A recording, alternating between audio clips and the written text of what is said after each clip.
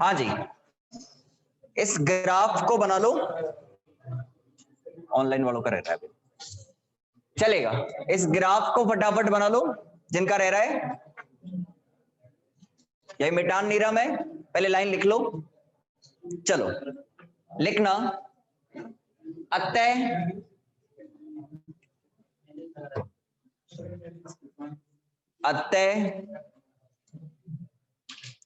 RL का मान कम होने पर, अतः RL का मान कम होने पर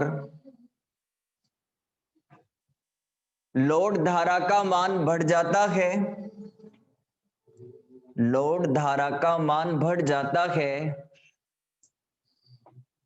और संधारित्र का निरावेशन तेजी से होता है, और संधारित्र का निरावेशन तेजी से होता है। इस स्थिति में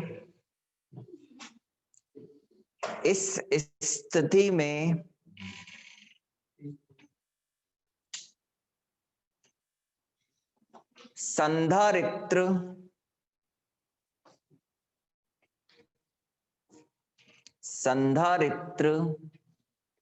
का प्रभाव निष्क्रिय हो जाता है, निष्क्रिय हो जाता है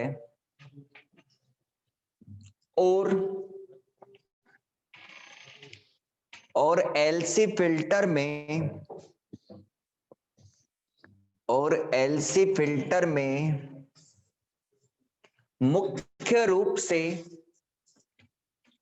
केवल कुंडली प्रभावी होती है, और एलसी फिल्टर में मुख्य रूप से केवल कुंडली प्रभावी होती है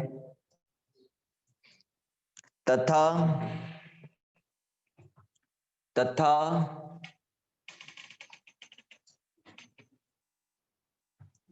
इस स्थिति में एलसी फिल्टर का व्यवहार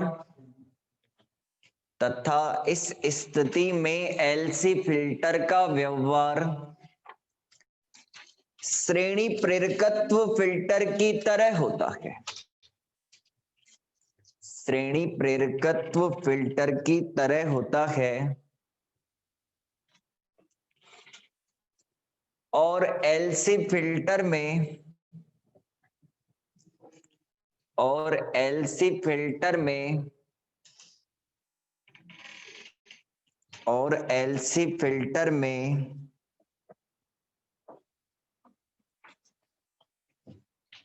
उर्मिका गुणांक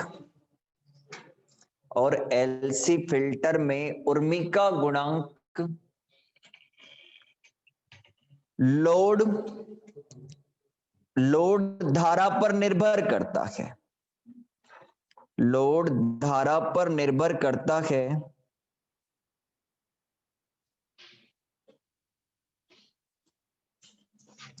चलेगा, हाँ जी। अब एक काम की चीज सुनना, देखो ये तो कुछ इसकी व्याख्या करी अपन ने अभी दो बातों की, ठीक है ना, और ये बता दिया कि इसका व्यवहार किसकी तरह हो सकता है, श्रेणी प्रेरकत्व फिल्टर की तरह हो सकता है। अब बात करते हैं अपन क्रांतिक धारा के ऊपर, तो इसी के अंदर एक छोटी सी हेडिंग लगा लो, क्रांतिक धारा। आवाज नहीं करें, क्रांतिक धारा, क्रिटिकल करंट, ठीक है ना, क्रांतिक धारा। और ढंग से सुनना, क्रांतिक धारा, हाँ जी सुनो, देखो आवाज नहीं करें। इसके अंदर हमने बात करी थी आईडीसी कम होती है तो ईडीसी क्या होती है, ज्यादा होती है। यानी हमने ऐसे कहा है, सुनना, कि अगर लोड धारा का मान, बात नहीं करें, अगर लोड धारा का मान कम होता है तो हम क्या कहते हैं, निर्गम दिष्ट वोल्टता ज्यादा होती है। और हम ये भी कहते हैं कि लोड धारा का मान ज्यादा होता है तो निर्गम दिष्ट वोल्टता क्या हो जाती है, कम हो जाती है। तो हम ये चाहते हैं कि ये जो ज्यादा हो रही है कम हो रही है, इसको हम क्या चाहते हैं? नियत चाहते हैं।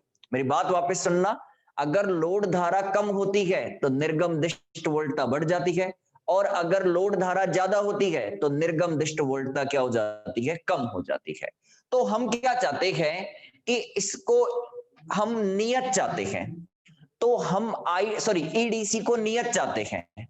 तो ईडीसी को नियत चाहने के लिए धारा का कोई मान तो होगा जिस पर क्या रहे? इसका मान नियत रहे। जिस पर ईडीसी का मान नियत हो जाए, धारा के उस मान को क्या बोलते हैं? अपन क्रिटिकल करंट कहते हैं। एक ग्राफ बनाऊंगा, उस ग्राफ के अंदर भी बहुत सारी चीजें समझने की है, तो बोर्ड पे ध्यान दे सारे के सारे, देखिएगा और ढंग से समझना, नहीं तो ग्राफ रटते ही डोलोगे। आवाज नहीं करनी किसी को भी। इधर ले लेता हूं मैं आईडीसी, ठीक है, इधर ले लेता हूं मैं ईडीसी। सुनना सारे के सारे ढंग से, ठीक है ना। एक्स अक्ष पे मैंने आईडीसी ले ली, वाई अक्ष पे मैंने ईडीसी ले ली। चलो, हाँ जी, पहले मैं ग्राफ का छोटा सा पार्ट बना देता हूं। आवाज नहीं करें, ये ग्राफ बुक के अंदर देखने को मिलता है, लेकिन अब इसको समझना भी मेन ज्यादा जरूरी है। बात नहीं करें, हाँ जी, देखिएगा, हमने ये देखा था कि भाई मैक्सिमम से मैक्सिमम मान क्या होता है वोल्टता का? ईएम, यही पढ़ा था ना हमने, ईएम। तो ये मैक्सिमम से मैक्सिमम मैंने क्या दिखा दिया? ईएम दिखा दिया। सुनना, ग्राफ के अंदर बहुत सारी जानकारियां छिपी हुई है, इसलिए ढंग से सुनना।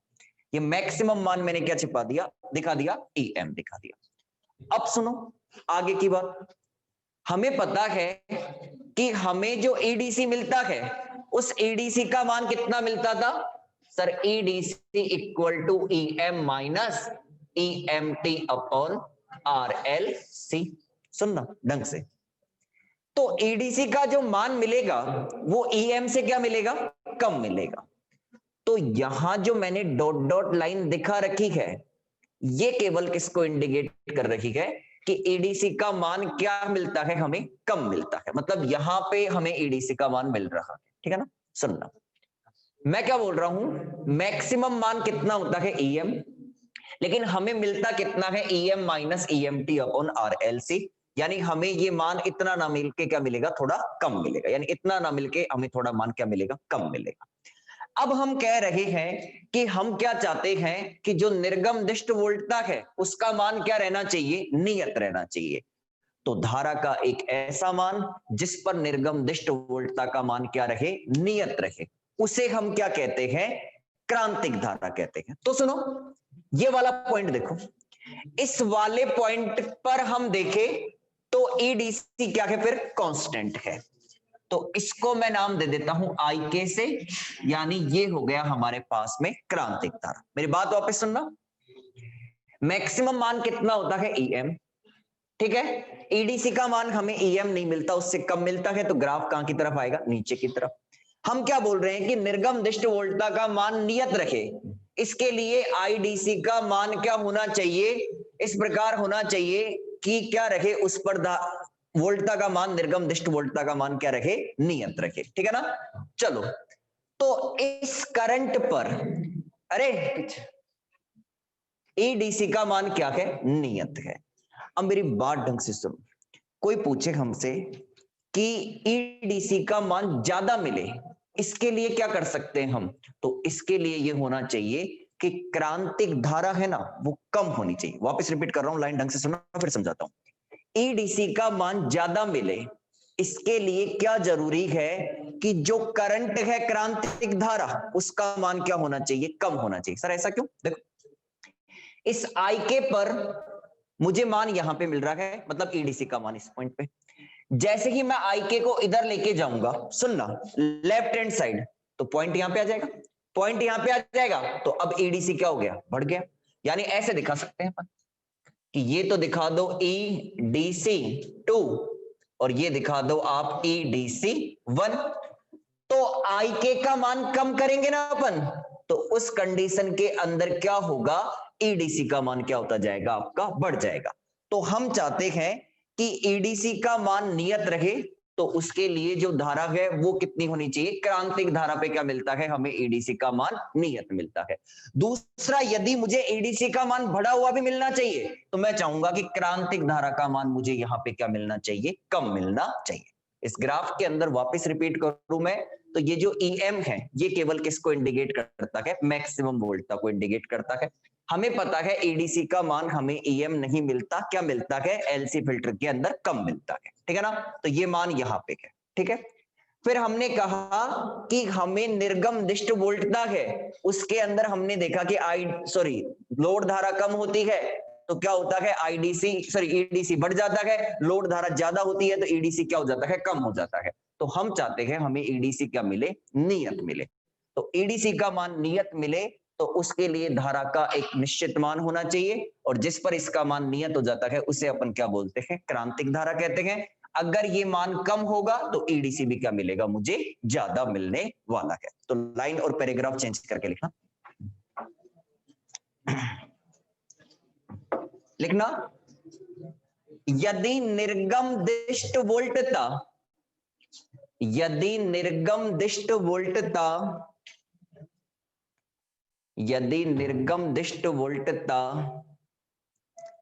का मान, यदि निर्गम दिष्ट वोल्टता का मान नियत हो, यदि निर्गम दिष्ट वोल्टता का मान नियत हो, तो इसके लिए आवश्यक है कि, तो इसके लिए आवश्यक है कि आईडीसी का मान निश्चित हो, आईडीसी का मान निश्चित हो।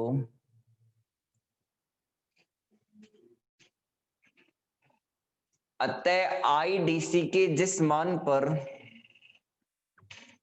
अतः आईडीसी के जिस मान पर निर्गम दिष्ट वोल्टता नियत हो जाए, निर्गम दिष्ट वोल्टता नियत हो जाए,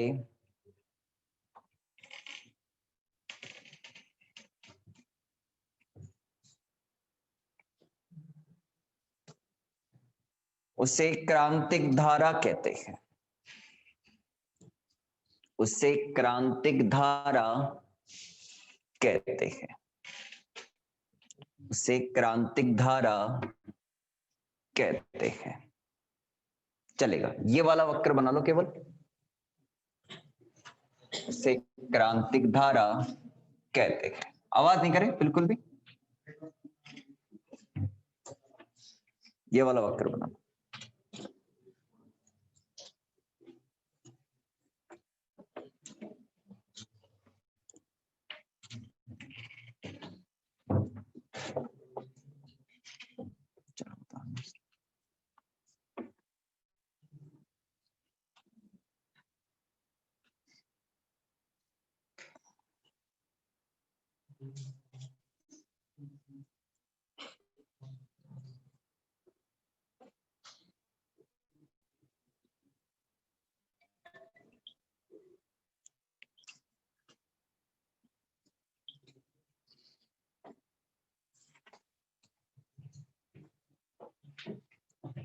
इसे बना लो।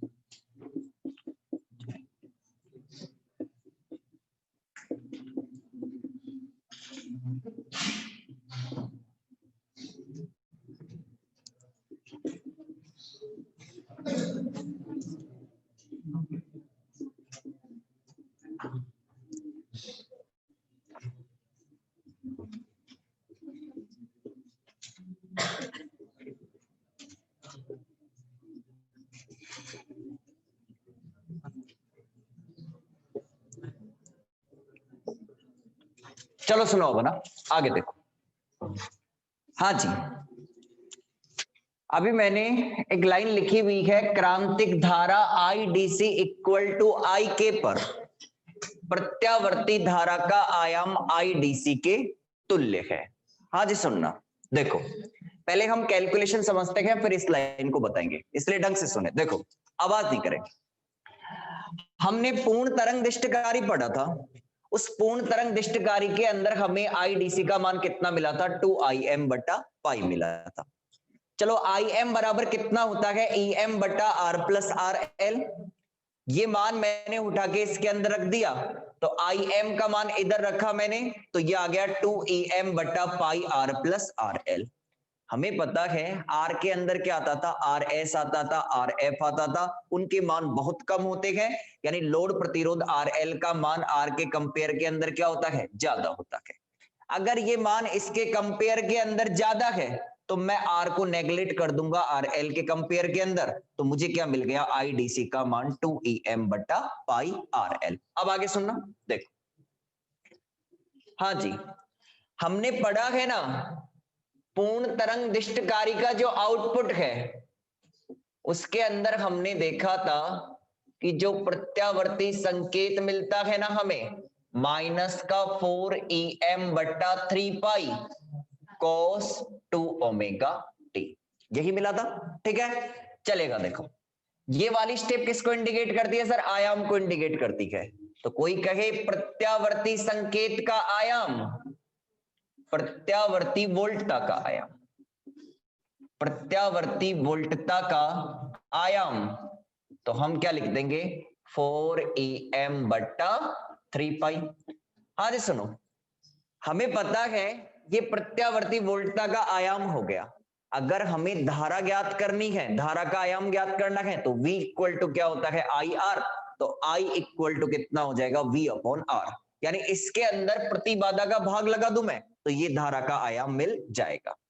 तो प्रत्यावर्ती धारा का आयाम तो ये हो जाएगा 4EM बटा 3 पाई बटा कितना हो गया, Z हो गया। अब सुनो, LC फिल्टर की बात चल रही है ना, LC फिल्टर में Z क्या होता है, XL माइनस XC।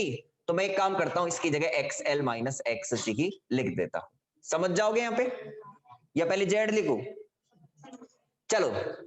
हाँ जी, यहां XL का मान कितना होता है, L2 ओमेगा ना, L2 ओमेगा होता है ना, यानी 2 ओमेगा L, ठीक है ना। और XC का मान 1/2 ओमेगा C, वैसे C ओमेगा होता है लेकिन 2 ओमेगा क्यों ले रखा है आपको पता है, ठीक है ना।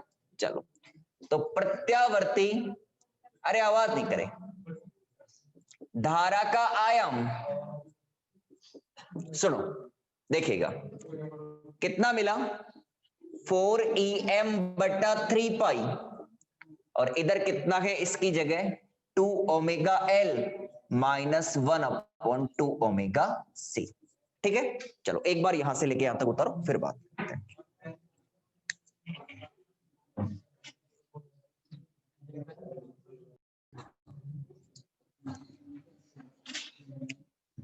चलो सुनो, हाँ जी अब आगे सुनना, देखिएगा सभी 2 मिनट में कर देंगे इसे पूरा कंप्लीट। देखिएगा रे, सबका ध्यान बोर्ड पर, 2 omega L greater than 1/2 omega C। सुनना सारे के सारे, LC फिल्टर था, हमने ये कहा था L भी ज्यादा रखा जाता है और C भी ज्यादा रखा जाता है। अगर L को ज्यादा रखोगे तो ये टर्म ज्यादा, और C को ज्यादा रखोगे तो ये ऑटोमेटिक क्या हो जाएगी, कम हो जाएगी। मेरी बात सुनना, L भी ज्यादा रखा जाता है और C भी ज्यादा रखा जाता है। L को ज्यादा रखोगे तो ये टर्म मिलेगी अपन को, और C को इधर से बढ़ाओगे तो 1 के अंदर भाग लग रहा है ना, तो ये टर्म ऑटोमेटिक क्या हो जाएगी, कम हो जाएगी। तो इसका मतलब 2 ओमेगा L किससे ज्यादा होगा, 1/2 ओमेगा C से। और हम ये भी तो कहते हैं कि कुंडली का जो प्रतिघात है XL वो संधारित्र के प्रतिघात से क्या रखा जाता है, ज्यादा रखा जाता है, ठीक है ना। समझ रहे हो मेरी बात भाई, संधारित्र की धारिता बढ़ाने का मतलब होता है प्रतिरोध हमने कम किया है, और कुंडली के लिए एल बढ़ा रहे हैं तो इसका मतलब क्या कर रहे हैं अपन, उसका प्रतिरोध बढ़ा रखेंगे, ठीक है ना।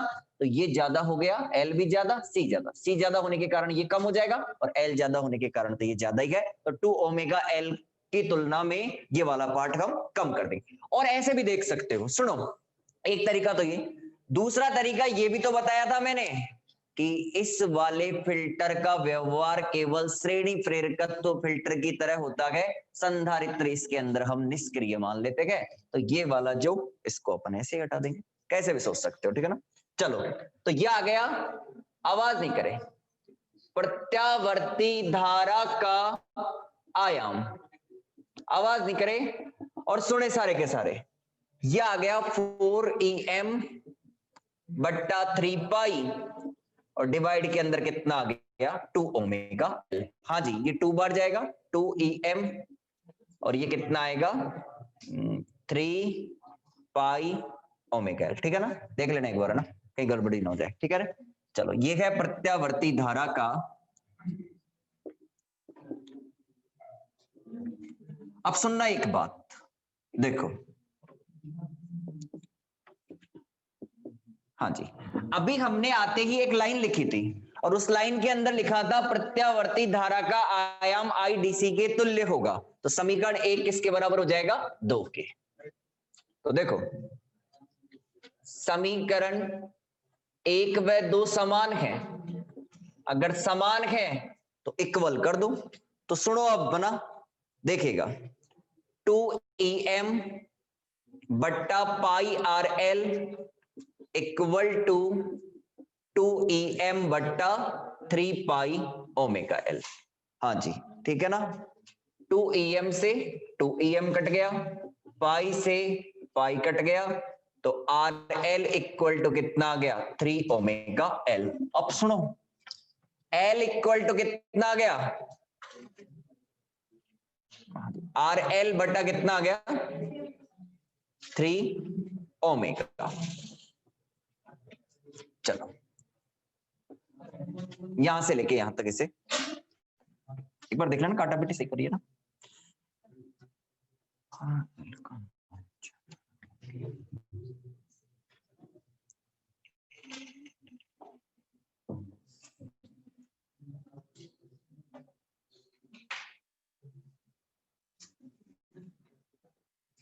एक चीज और, ये जो समीकरण 1 है ना, इसको आई के इक्वल कर लेना। I D C equal to I के पर बात चल रही है ना, इसको आई के भी इक्वल कर लेना।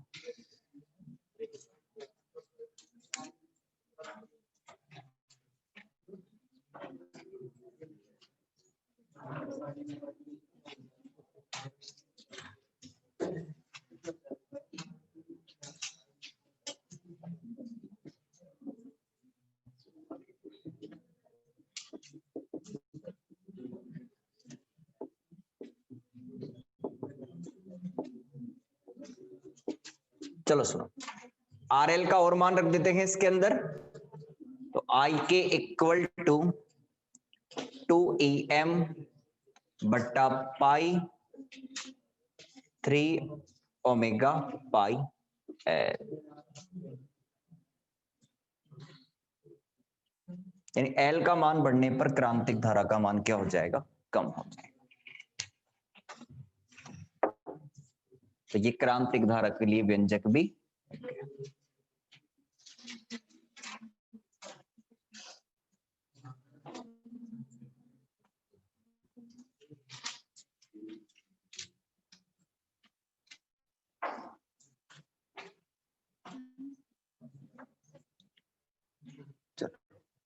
अब सुनना, एक थ्योरेटिकल बात है ना।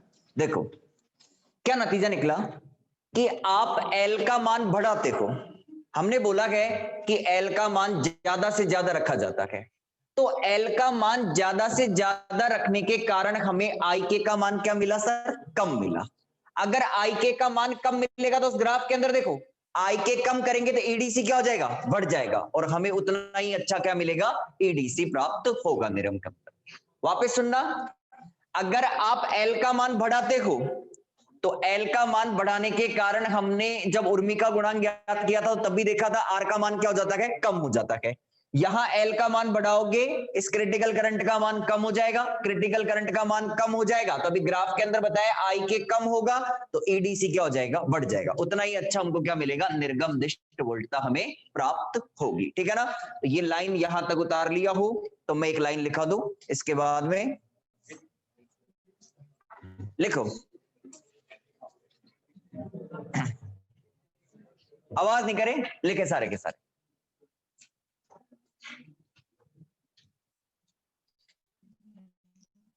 लिखना,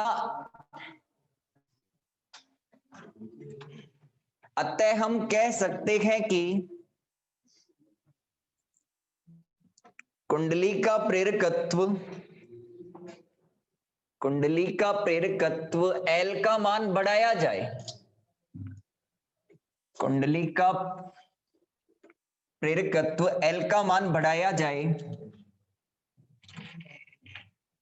तो क्रांतिक धारा का मान कम हो जाएगा, तो क्रांतिक धारा का मान कम हो जाएगा एवं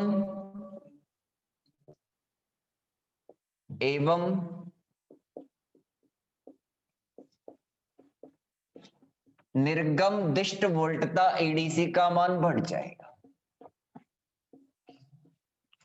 एवं निर्गम दिष्ट वोल्टता ईडीसी का मान बढ़ जाएगा, एवं निर्गम दिष्ट वोल्टता ईडीसी का मान बढ़ जाएगा। 5 मिनट और लूंगा। हाँ जी, अगले टॉपिक 4-5 लाइन का ये स्रावी प्रतिरोध, ब्रैकेट के अंदर लिख लेना ब्लिडर प्रतिरोध। ठीक है, स्रावी प्रतिरोध ब्रैकेट के अंदर लिख लेना ब्लिडर प्रतिरोध। ठीक है, चलो हाँ जी, क्वेश्चन आएगा तो 1.5 नंबर के अंदर पूछ सकता है ये क्या है बस, या फिर इसका मैं अंदर ये पूछ सकता। तो सुनो सारे के सारे एक बार बोर्ड पे ढंग से देख लेना, ठीक है ना, और फिर इसके बाद में मैं इसके बारे में 4-5 लाइन लिखवा दूंगा जितनी हमें रिक्वायरमेंट। तो सबका ध्यान बोर्ड पर, सुनो। हाँ जी देखिएगा, इसका मतलब क्या है, सबसे पहली बात बता दूं मैं आपको, तो यह एक उच्च प्रतिरोध है। सुनना सारे के सारे, जो स्रावी ब्लिडर प्रतिरोध है, अरे बात नहीं, ये कैसा प्रतिरोध है, उच्च प्रतिरोध। उच्च प्रतिरोध का मतलब बता दूं मैं, इसका मान लगभग 15,000 ओम के आसपास है। कितना, 10,000 से लेके 15,000 ओम के आसपास है। अब ये लगता कहां पे है, फिल्टर के अंदर, और कब लगाया जाता है, यानी इसको नहीं लगाते हैं तो क्या नुकसान हो सकता है वो हमें देखना है। तो सुनो सारे के सारे ढंग से देखना, क्या हुआ कि हमने यहां पर इस तरीके से, ये है आपके पास में संधारित्र C और इधर लगा हुआ होता है आउटपुट पे लोड प्रतिरोध RL, यही लगा हुआ होता है ना आउटपुट पे लोड प्रतिरोध RL, लगा हुआ होता है आपका दिष्टकारी। ठीक है ना, मैं पूरा डायग्राम नहीं बना रहा क्योंकि डायग्राम को दिखाने की जरूरत नहीं है। यहां दिष्टकारी होता है। अब सुनो, पूर्ण तरंग दिष्टकारी से ही समझते आएंगे तो सारा पूर्ण तरंग दिष्टकारी की बात करेंगे। चलो देखो, हम क्या कहते थे कि पूर्ण तरंग दिष्टकारी के अंदर 2 डायोड होते थे। एक डायोड होता D1 और दूसरा डायोड होता था हमारे पास में कौन सा, D2। एक सेकंड,